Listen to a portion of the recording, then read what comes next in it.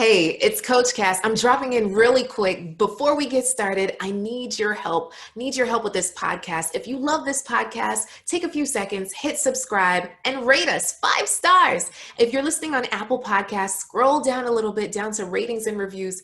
Tap the 5 stars, and it literally takes seconds. It helps me out. It helps the podcast out. And if you really want to go the extra mile, write a review. Yes, thank you so much for your help.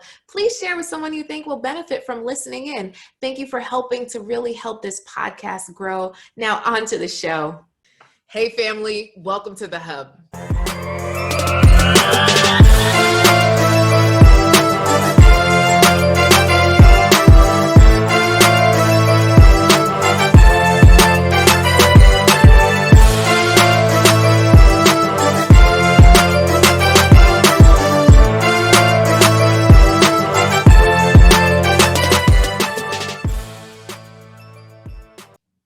What's up, family? Today's show is a good one. I am so excited to introduce to you Nicole R. Smith, the author of Game On, Relentlessly Pursue Your Dreams. Welcome to the show, Nicole. Hey, how you doing?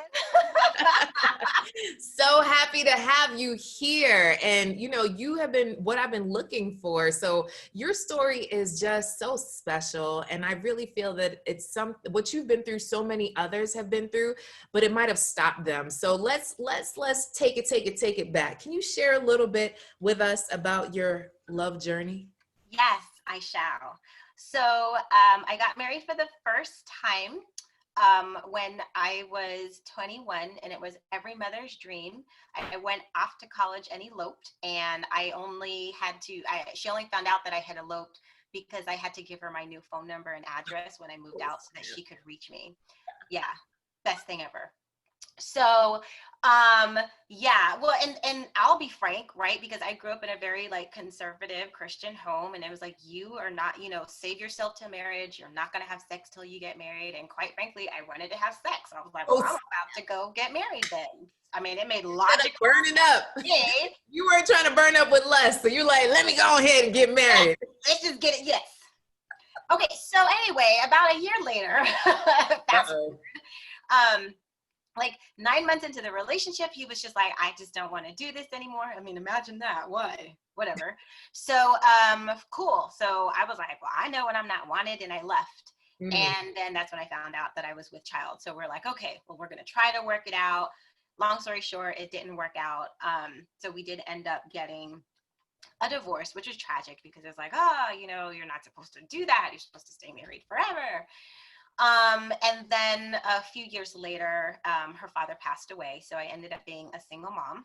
Mm. And so we fast forward maybe 10 years, and I meet the one who I think is the one. And right. We dated long distance for about 2 years. How did you guys meet? We met at school. We met in college. Okay. And so, we had gotten to know each other, and then we were graduating, and even though we went back our own separate ways, we still stayed in touch. Mm-hmm. And just love grew, and so something so like that, right? Touch, blah blah blah. We decided to date. We're like, oh my gosh, and we were both Christians, and et cetera, and we were following the same paths of all this stuff. Cool. So we're like, well, let's get married. Great. So we do that. And then I left Houston, where I was, and I moved up to Chicago. And in a month, I realized that there was so much I had found out about him that he was able to hide because we were dating long distance. Oh. Now, I am not saying not to date long distance. You just have to be a little bit more, I guess, aware and than I was, because I was still in bliss. I'm like, oh my gosh. So what did you find out, girl, that was so shocking? Well, number one, he's a pathological liar. And not necessarily in big ways, but just he would lie over little things, just stuff that is why? It didn't even matter to lie. But he lied about not everything, but a lot. Smoked. Boy, you didn't know that he smoked? He smoked cigars. Let's see. And just he liked to play a lot of video games. Oh, snap. I mean, you know, he really was a kind person. Mm-hmm. He just wasn't ready for marriage, right? So but then you got married anyway? Well, I discovered this after we were married. Oh his habits would show that, you know, his habits were just like, it was like, oh, you weren't really married, especially to bring in somebody as a single mom. Like, you can't be acting like a boy when not only you're bringing me into the picture, but you're also bringing a child into the picture. You can't have boyish, you know, tendencies, right? Yeah. You gotta man up. I'm not saying if you don't want to go play your video games, but not to the point where you're playing your video games all night and you can't get up to go to work. Like, that's a problem. Or if you stay out all night and I don't know where you are and I'm down at the police station looking for you because I have to go to work and you're supposed to be home to watch the kid and you finally show up and like, oh, sorry, I didn't have my phone with me while I was in the club. So anyway, again, bad story. Yes, just really not a bad person, just really wasn't ready for marriage. Disclaimer, not a bad person. Well, it's true, because, you know, he wasn't like beating up on me and being malicious. Like, he wasn't doing anything. It was just that responsible aspect. He just wasn't there. And I was like, look, I got a child to raise. I can't do this. And I know when I'm not wanted. So I'm a bounce. I'm going to make it easy for you. We don't have to have this hard discussion. Your actions are speaking loud enough as it is. I'm going to go ahead and go. Oh, man. Wait, pause on that, Nicole. So ladies or gentlemen, what I normally would say is that what you want is a real man.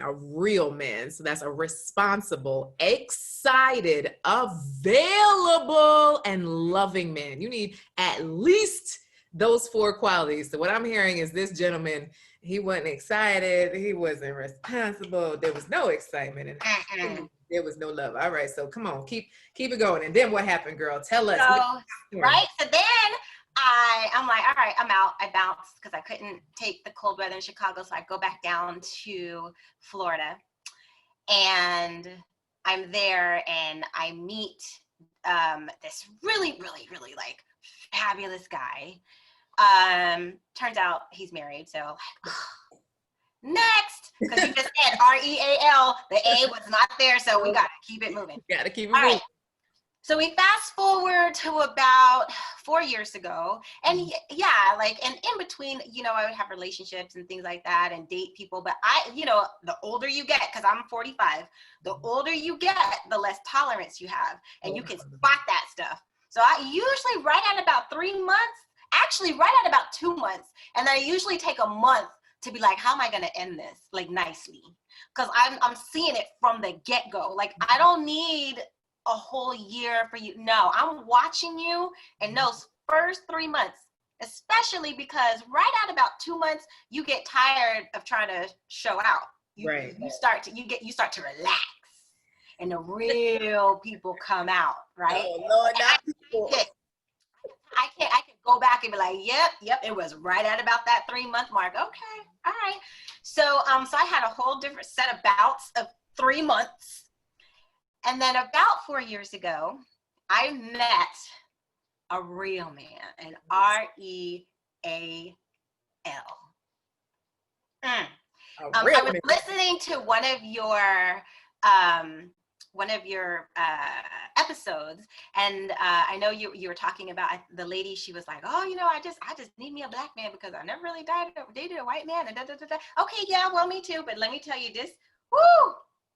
He was European, Danish, like 6'2", blue eyes, blonde. First of all, I was like, blue eyed blonde, but let me tell you, Lord have mercy.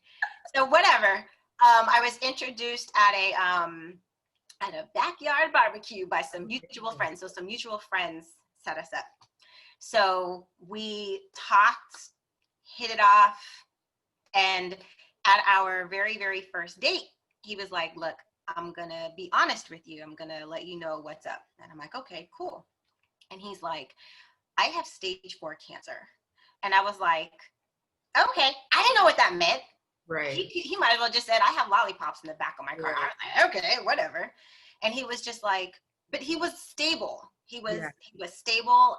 He was on meds. It had been 5 years. He was doing okay. He was just like, every once in a while when I go in for chemo, I get really tired. And on those days, you know, I'm just not really up for doing a lot. I was like, no problem. I was like, we're just going to take it one day at a time. And honestly, no lie, I was like, and as far as I know, in 3 months, I may not even want to be with you anyway. So don't worry about it. We can just take it one day at a time. So 3 months came and passed, and he was just beautiful, just the most caring, understanding, loving, giving person you could ever meet. Pause. So this is a white man. So please, please enlighten us, right? As the women of color or Black women who might be listening, what is that like? Because I have had women say to me, Coach Casss, I don't know what to do with a white man, you know, like craziness Yeah. like that. So share us a little bit of what that was like as a Black woman. Did he understand? Did he understand the plight? You know, did he fight for your right? Did people look at you strange? You know, tell me. Let me tell you, woo! Talk about fighting for my plight. We had gone into a store one day to get some, because I was like, man, I need some jeans. He's like, well, let's go get some jeans. I was like, okay. So I'm in the store trying them on, and dang, like I had to use the restroom. And so I went to the clerk, and I was like, it was like a smaller store, so they didn't have a restroom in the store, like a public restroom in the store. They were like, you have to go and use the bathroom down at the Cheesecake Factory. Cool, no problem. I put my stuff down, go down to the Cheesecake Factory, use the bathroom, come back. While I'm in the dressing room, he's sitting outside waiting, and somebody else comes up and asks a different clerk if they can use the bathroom.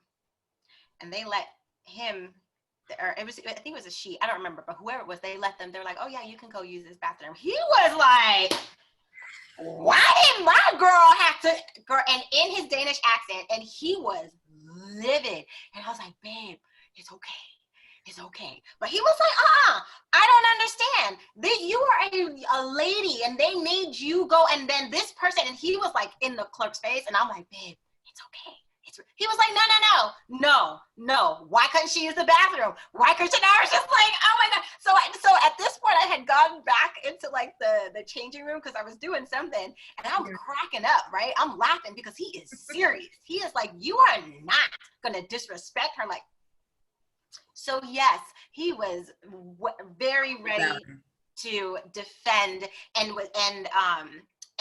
his eyes were very open, especially when I would say things, and he would, because it was a perspective that he hadn't really ever noticed before until I was like, oh, watch this. And he was like, oh my God. So then he became like my defender, you know, he was looking for it everywhere, like, no. So it was really great. It was a very great learning experience, a very interesting learning experience, especially because he was from Europe, and it was a whole different, you know, it was just so weird. I went with him to go visit his family, and for the first 3 days, I'm walking around like a Black Latina in America, like, you know, holding on to everything, and it's not like that over there. Over there, I'm just a person.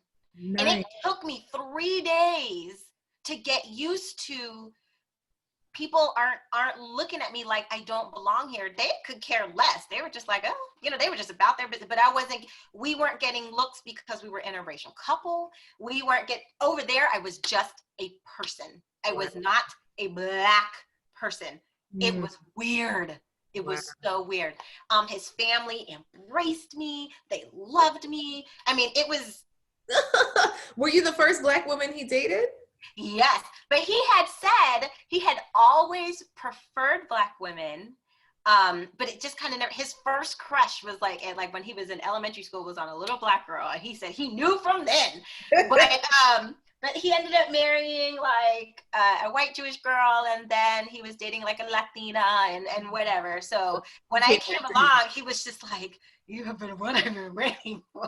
All right, so let's pick back up the story. So y'all were dating, and then, So then, about 4 or 5 months into it, his chemo stopped working.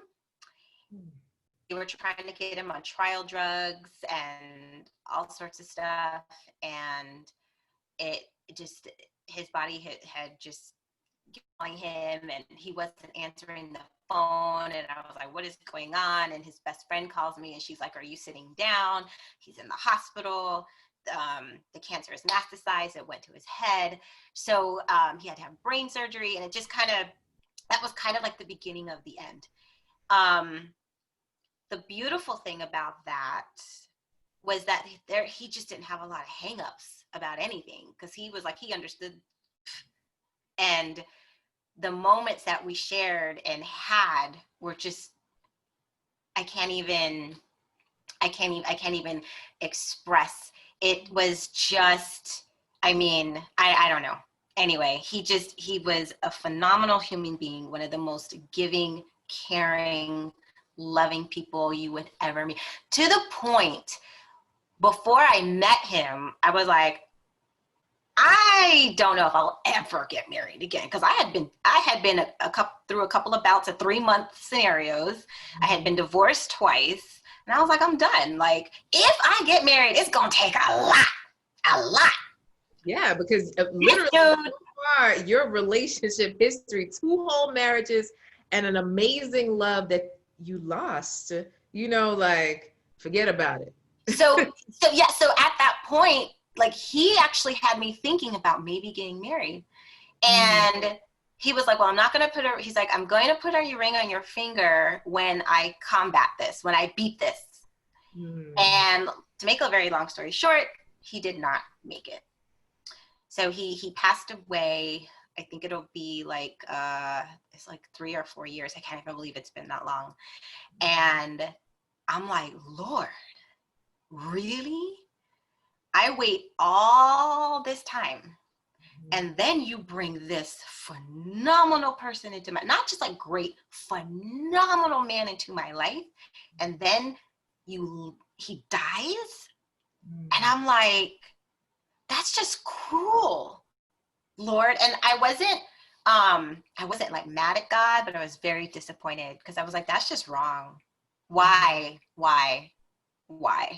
So that took time, and I had to recover from that. And boy, if you ever felt like heart-wrenching and just like a piece of me died with him, that was it.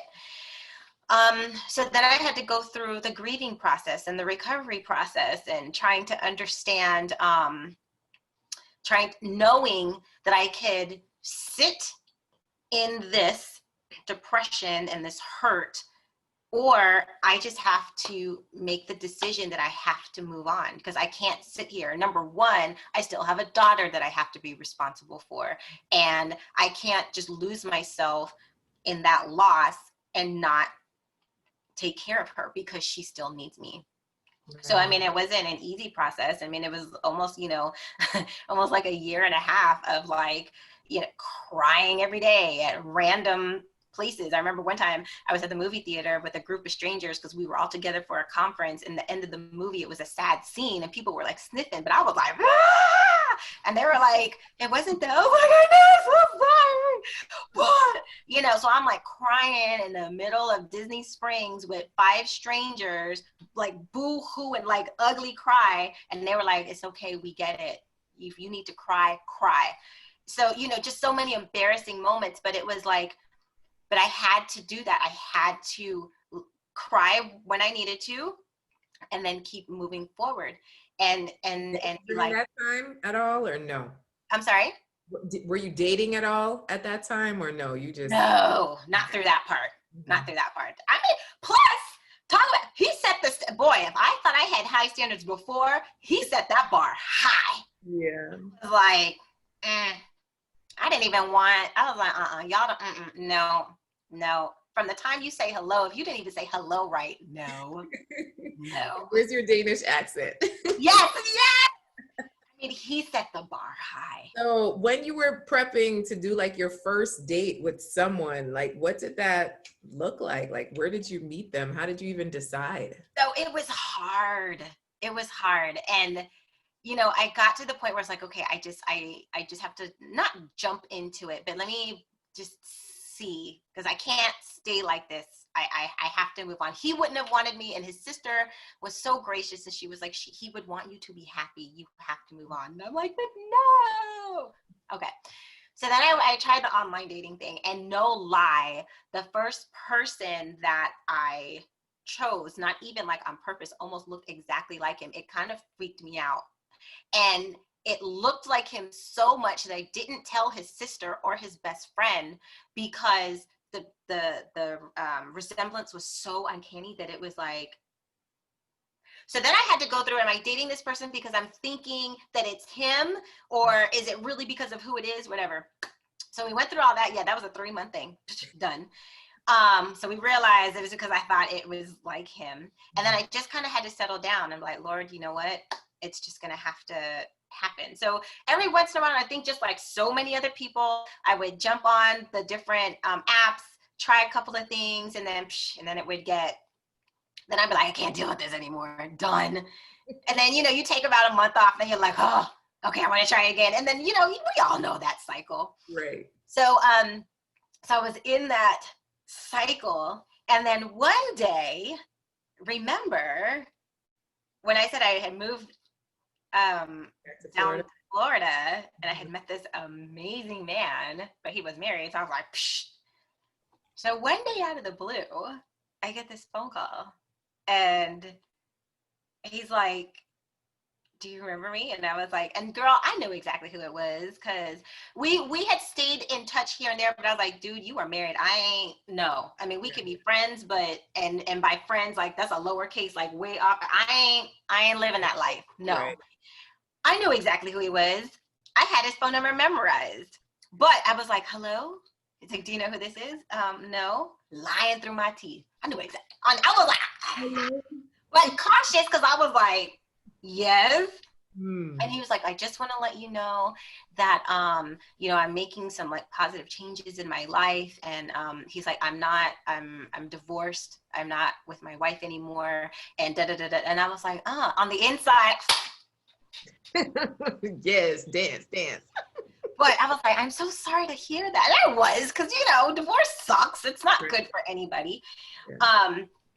And so he was like, I'm just reaching back out to the positive people who have been in my life, just to reconnect and make those positive connections.